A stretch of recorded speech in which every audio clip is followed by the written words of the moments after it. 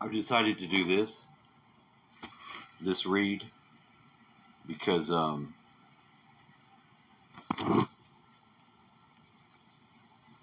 want to get past the introduction with the author. Hold on. I'll tell you why. I'll let it say as book.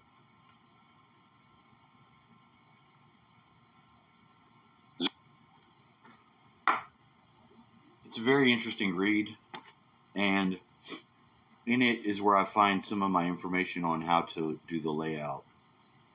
Because part of the job, if you're doing the acupuncture of the earth, which I'm going to do, what I want to do is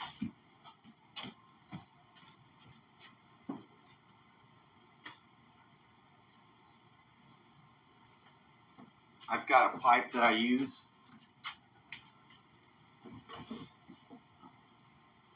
I'm going to coil this, gloves on, and I've got 2 sections of pipe that I had in over there for the heart. Now pull it up. It's painted, but I'm going to drive it in back here. I'm going to coil some of the roll that I have.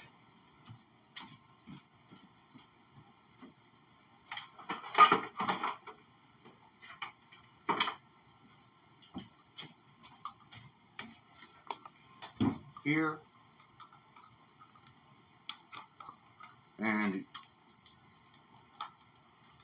leave the rest to where I can connect it to different stuff. I'm going to connect it probably first to my ground rod that goes into my bed, and then I'm going to start running different experiments. But I basically know what will happen. If I get this coiled good, drive it into the ground, all I've got to do is pour some resin in onto the top of it and it'll seal it in. Or something. It really doesn't have to be, but it'll already be able to work with me. Because I've got enough draw off the land to be able not to have to rely fully on the mechanics of it. It's more now than it was back then. So, without any further, listen to this. Looming behind all concepts of the planetary grid stands the ancient Magus, Hermes Trismegistos, thrice greatest master geomancer of Earth, with his Smagdarine emerald tablets, the keys to Gaia's, Earth's, energy body. That same master grid engineer, the God's messenger for Earth, later passed the flame of his mastery, for our time, to the Archangel Michael with his solar initiatory sword. Michael, say the Hebrews, is the keeper of the secrets of the relations between heaven and earth, the nurturing bond of geomancy. The message of both Hermes and Michael to us today as neophyte grid engineers is this: the grid is the paramount spiritual phenomenon of Earth. Our Ariadne's thread out of this bewildering maze of physical life on Earth is the ley line. The rediscovery of ley lines in this century is only a fragment, however, of the eventual unveiling of the secrets of nature. Ley lines are the luminous strands that many are pulling at today, hardly suspecting what riches lie at the end of these subtle light lines. All ley lines lead to the planetary grid, the primary light and energy matrix, creating, enveloping, and maintaining planet Earth, our Gaia. The grid has been variously described by poets and clairvoyants in recent times. Ley lines are the radial threads on a spider's web. 1. Ley lines form the focal points in a vast multi-layered cobweb somewhat reminiscent of a micrograph of nerve cells and the ganglia, as the circulation and nervous system of the body of Earth. 2. The grid is a geometrically precise web, punctuated with grids of light, focal points, a receptor web complex with nexi of entrance. 3. The British novelist Doris Lessing writes intimately of the gridders, the enclosing web of subtle light that touched the Earth globe.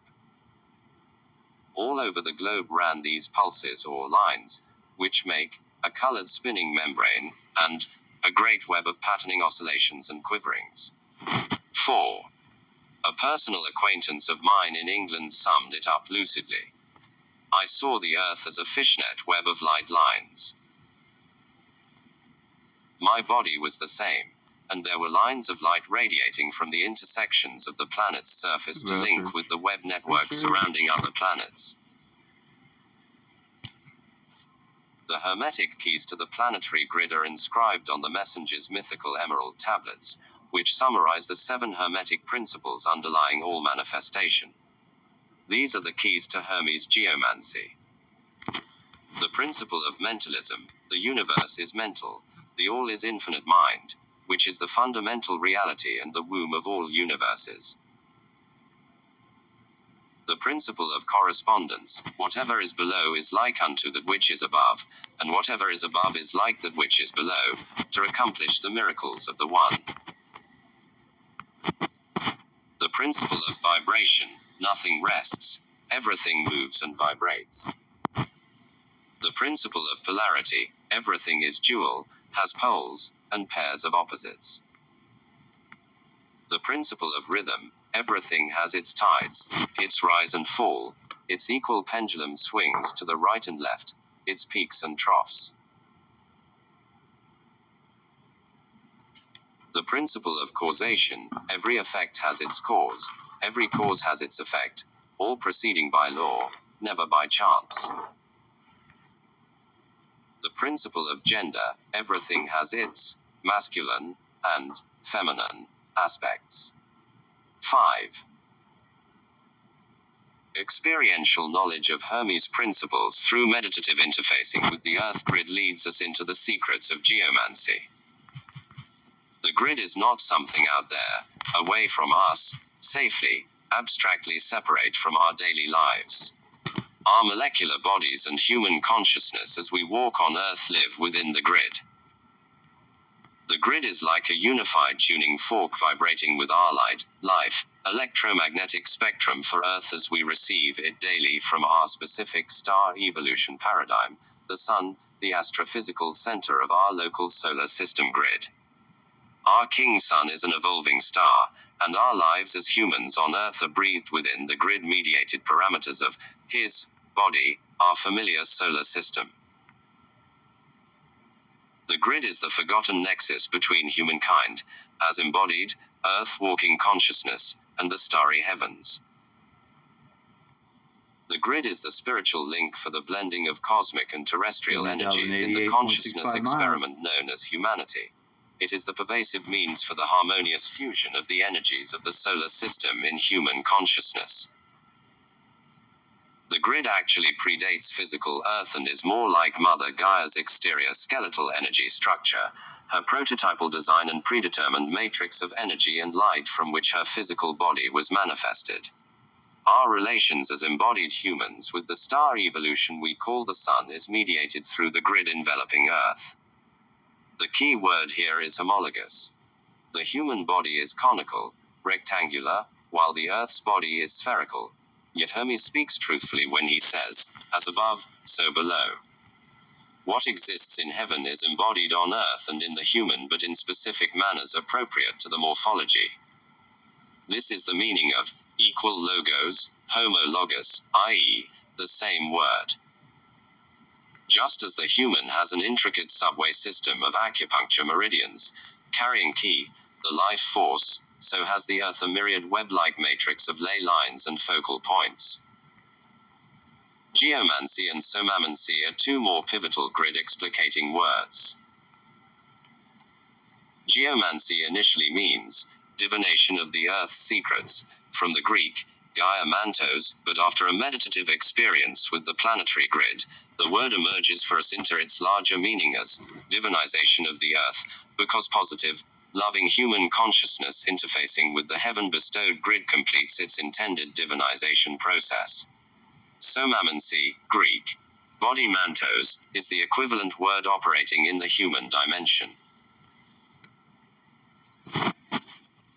As we breathe meditatively with love from above, which is the fundamental energy behind light and matter, at focal points on the grid, not only do we bring the Earth's light lines into clarity, we manifest our own inherent divinity, perceive our own bodily ley lines, and come to embody, knowingly, summamantically, this inseverable nexus between the Earth, cosmos, and human.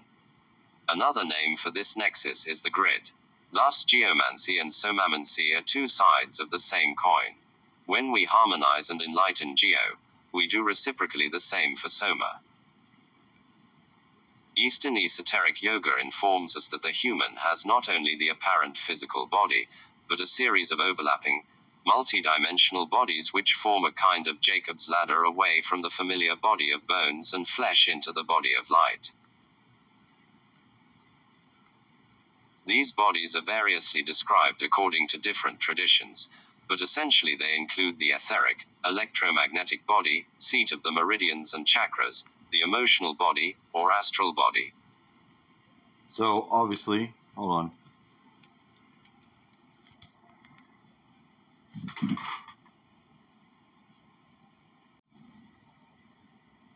Hey. So, that's what I'm going to do. I feel called to do it on this day. So I think I should heed the call. Thank you very much.